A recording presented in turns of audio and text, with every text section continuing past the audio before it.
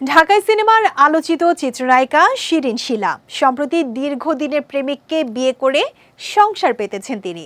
2024 সালের শেষ দিকে দীর্ঘ 6 বছরের প্রেমের পরিণতি পায় তার। অথচ এই নায়িকা জানালেন একটা সময় ছেলেদের থেকেই দূরে থাকতেন তিনি। সম্প্রতি এক সাক্ষাৎকারে নিজের স্কুল জীবনের প্রসঙ্গ টেনে এসব কথা বললেন শিরিন শিলা।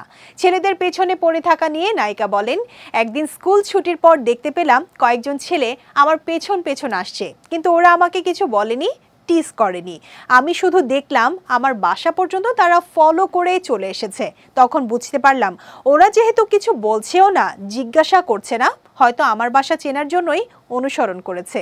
এরপর শিরিন শিলা বলেন, আসলে আমি ছোটবেলা থেকেই ছেলেদের থেকে অনেক দূরে থাকি, কারণ আমি শুধু স্কুলে যেতাম, আসতাম, আর আম্মুর সাথে নাচের স্কুলে যেতাম। আবার ছোটবেলা থেকেই নাটকের শুটিংও করতাম। এ পর্যন্তই আমার সীমাবদ্ধতা। সবশেষ তিনি বলেন, ছেলে টেলে দেখা আমার লাইফে আমি পাইনি, শুধু আম্মু স্কুলে নিয়ে যাওয়া আসা করতো। ছোটবেলা থেকে এটাই হয়ে আসছে। আমার কোনো ছেলে বন্ধুও ছিল না, মানে ছেলেদের যে ব্যাচে পড়ানো হতো আমি সেই ব্যাচেও পড়তাম না। ক্যারিয়ারে তেমন কোনো উল্লেখযোগ্য সিনেমায় কাজ করেননি শিরিন শিলা, তবে 2024 সালে মুক্তি পেয়েছিল তার শেষ বাজি সিনেমা, যেখানে তার বিপরীতে ছিলেন নায়ক সাইমন সাদিক। পাশাপাশি এই নায়িকা একবার আলোচনায় এসেছিলেন এক প্রতিবন্ধী ছেলে তাকে জড়িয়ে চুমু দিতে চাওয়ার ভিডিও ভাইরাল করে।